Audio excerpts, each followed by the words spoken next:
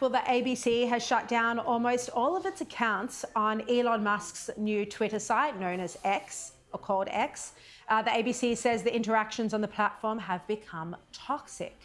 The ABC says instead they'll focus on increasing interaction on their own site and other platforms like TikTok.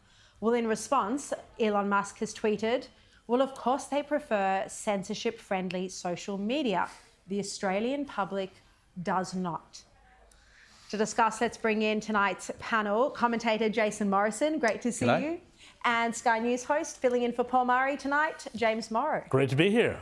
Now, James, what do you think about this? Quite extraordinary that Elon Musk is accusing the ABC of choosing a platform like TikTok rather than X, which is allowing total free speech at the moment. Well, gosh, are you surprised at all, Sharri, that the ABC doesn't like a platform that has diversity of speech? I mean, look at any sort of Q&A panel or the drum lineup or anything like that, and you see how they feel about diversity of speech. Look, the progressive left, and the ABC is absolutely part of the progressive left, has, ever since Elon Musk came on the scene with Twitter and X, hated it because they are allergic to free speech. And I think Elon Musk has a very good point that, it's bizarre that the ABC is going to this CCP-owned or CCP-controlled, essentially, social media platform, and especially a platform, that's not about really information, but more about entertainment and that sort of thing, when, we've seen all these other moves by the ABC to also further dumb down their coverage. We saw this with the controversy around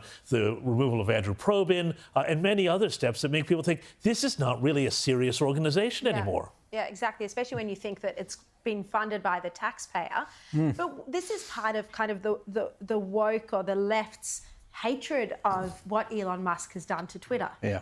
Toxic interaction at the ABC means people who disagree with us. And that's how it's become. And the broader game of all of this is they say, oh, the abuse. Well, don't read it. I mean, I've been on Twitter since it sort of started, and horrible things have been said about everyone sitting here. If you're transfixed with it and you live your life on it, every time you sit on the can, you've got to start reading your tweets, then you're going to constantly be obsessed with what's being said. If you're worried about what people are saying about you, don't read it. But, it really hits me that the ABC gets transfixed with trivial crap like this, and yet they have hundreds of transmitters, radio networks that reach into every town and city. They go further afield than any media organisation in the country.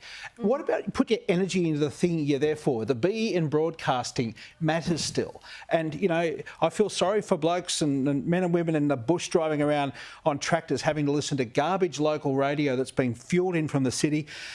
Deal with the real things, not this trivial sort of inner suburban stuff which tends to dominate their mind and get them so caught up in this. I don't know why the chief executive feels the need even to be involved in this. Yeah. I really don't. Exactly.